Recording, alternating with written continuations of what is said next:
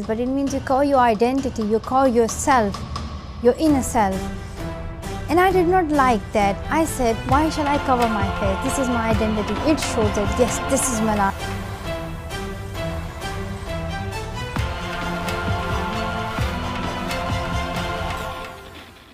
Hello and a very warm welcome to Bharata First. You're watching FRP Explains. I'm frankrausanpereira. Since you're here, please like the video, subscribe, hit the bell icon and share the video as well so that more people get to know about Bharata First. I'm here to speak about Malala Yousafzai.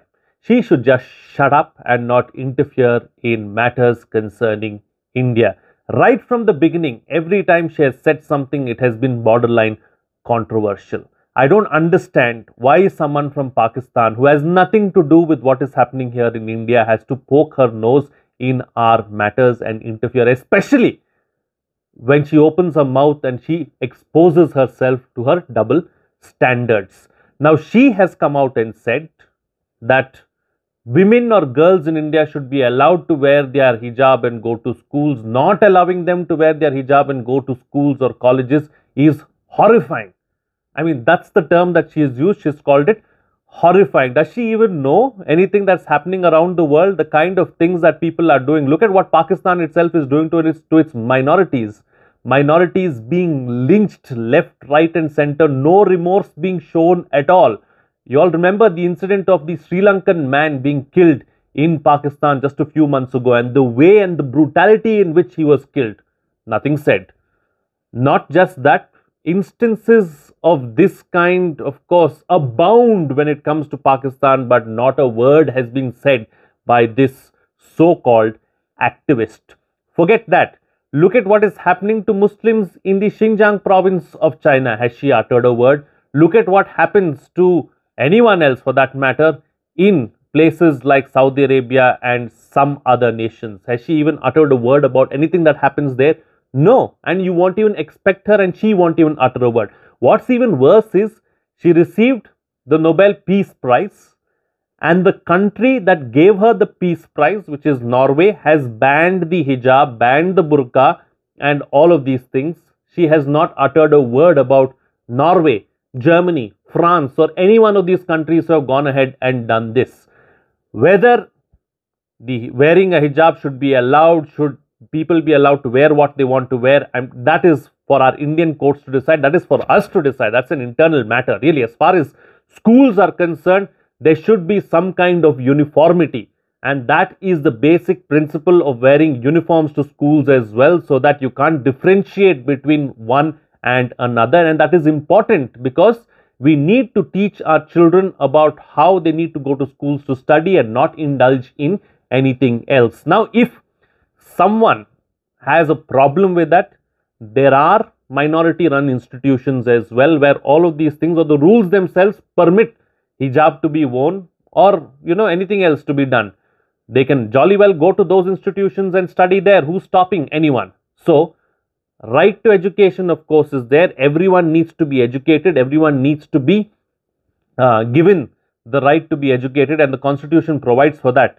But it doesn't mean that you go to an institution of your choice or go to a general institution and try and change the rules and regulations of that place altogether.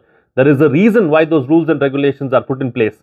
There are other places where you can actually dress up the way you want to dress up and go. You may as well go there and study, because if only studying is the prerogative, then you can study anywhere. You don't have to pick and choose only a place and try and change the dynamics of that place itself. Coming back to Malala now.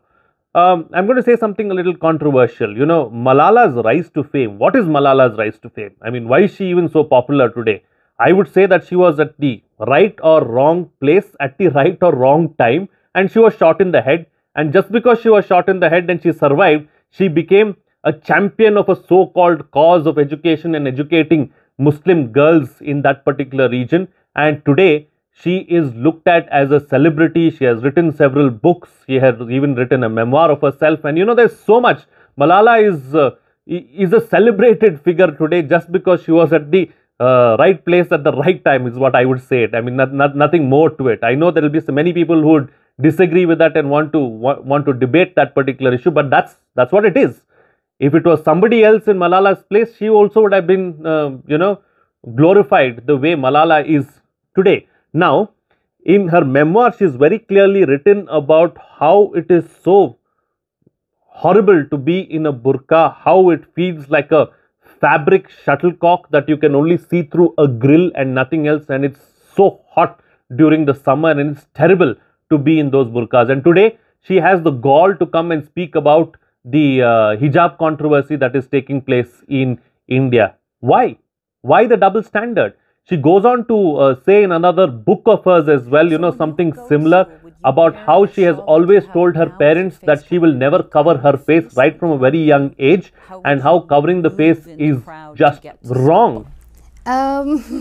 Usually girls cover their faces, especially in Pashtun society.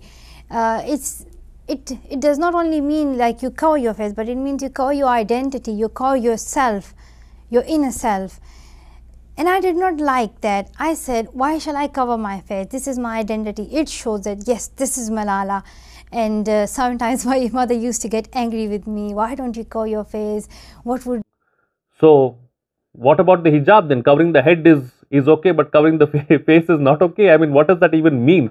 It's ridiculous, and I don't know how we call these people activists, and how we call these people, or how we look up to these people, and how these people are even given awards and recognition in life. That is the unfortunate state of affairs. That is the unfortunate story, really. And look at Malala herself, how she has not uttered a word really as far as any of her Western masters are concerned. Well, she is just a rent-a-cause activist, along with someone like a Greta Thunberg, another name that I can associate with. She and the infamous toolkit scandal that she got embroiled in and involved in. Really, guys, just stay away from the internal matters of Bharata. We know how to deal with these things. We know how to sort these issues out. We have survived for thousands of years. We have thrived for thousands of years and are doing excellently well even today.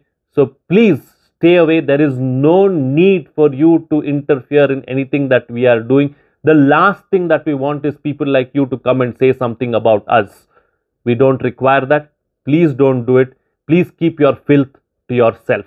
With that, it's a wrap on this edition of FRP Explains. If you like the content, please like the video, subscribe, hit the bell icon and share the video as well, so that more people get to know about Bharata First.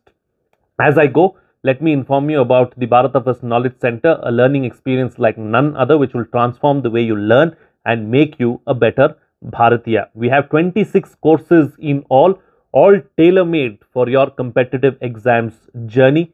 Go to kc.bharatafirst.com and register now. You can also download the Bharata First app. We have a lot of free quizzes and other free activities that we have going on the app.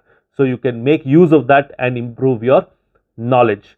Hundreds are reaping the benefits of the Knowledge Center. Many of those who have cleared the UPSC CSE this year have also thanked Bharata First for their success and what we've been able to do in their lives. So don't be left behind. Don't regret later. Register now. That's it from me. See you again next time.